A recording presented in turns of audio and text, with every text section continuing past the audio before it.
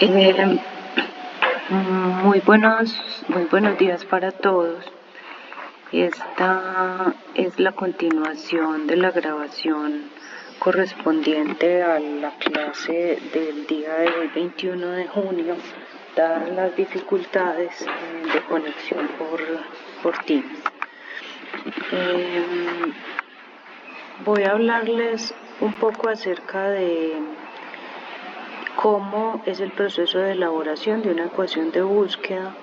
En parte de este contenido se explicó en la clase del 14 de junio, que también ya está disponible para ustedes consultarla, y allí se inició como este ejemplo, se dieron algunos referentes bibliográficos, se les dijo algo en relación a cuáles fuentes podían consultar para la elaboración de estas ecuaciones. Esto corresponde a un ejemplo práctico de una investigación desarrollada por mí en relación a un tema específico. Entonces, el tema corresponde al aprendizaje individual en contextos de aprendizaje organizacional.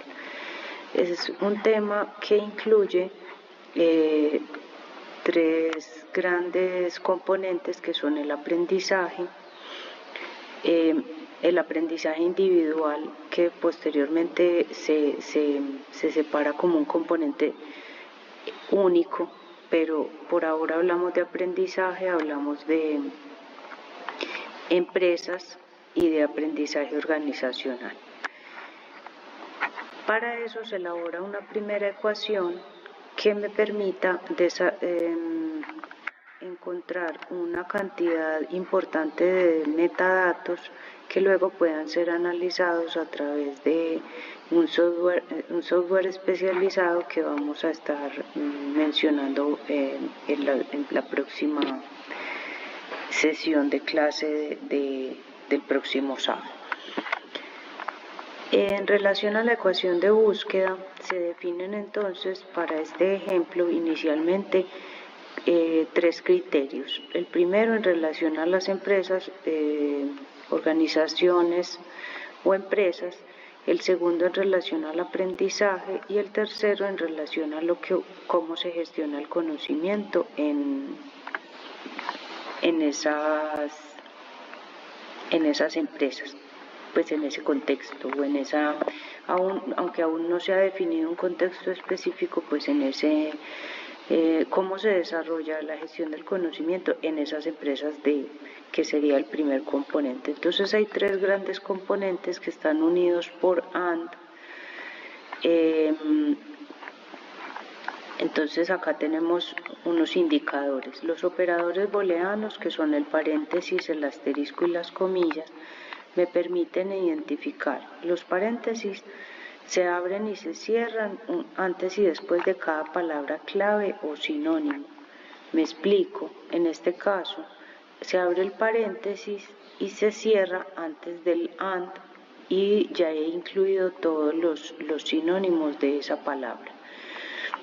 En relación al asterisco, lo utilizo para indicar al sistema que seleccione todas las palabras con la misma raíz semántica.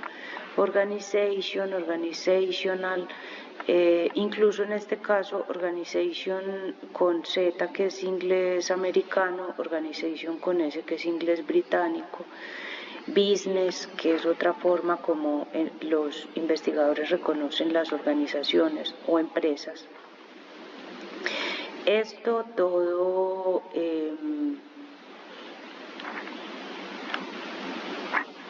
va dentro de comillas, porque son diferentes formas en que se encuentra un criterio, pues, o una palabra clave.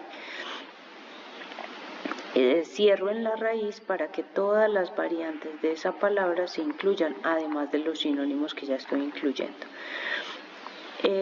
Para eso se utiliza entonces el asterisco, y las comillas se colocan siempre al inicio de cada palabra clave, ya sea singular o compuesta. Organization es una sola palabra, entonces utilizo comillas antes y después como utilicé el criterio de truncamiento después del criterio de truncamiento. En el caso de business, que no tiene criterio de truncamiento, antes y después. Voy a ampliar un poco más la imagen, aunque se ve pixelada. Luego, entonces para eso utilizo las comillas, para cerrar cada criterio. Cuando hablo de gestión del conocimiento, que es una palabra compuesta, abro y cierro comillas cuando termino como tal el concepto, o sea, toda la palabra compuesta. Además hay unos conectores, el OR y el AND.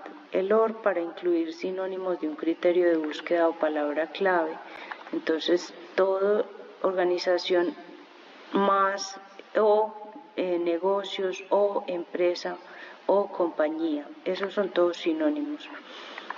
El AND lo utilizo para incluir otro criterio de búsqueda o palabra clave.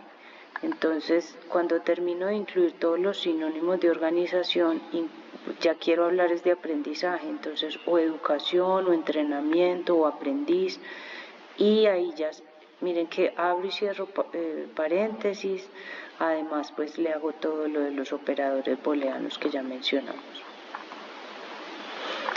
Deben de tener en cuenta algunos aspectos como la declaración Prisma que se subirá en el módulo 2, pues en alguna bibliografía y algunos referentes, porque les permitirán entender por qué se lleva a cabo una serie de ecuaciones que permiten mostrar un proceso sistemático.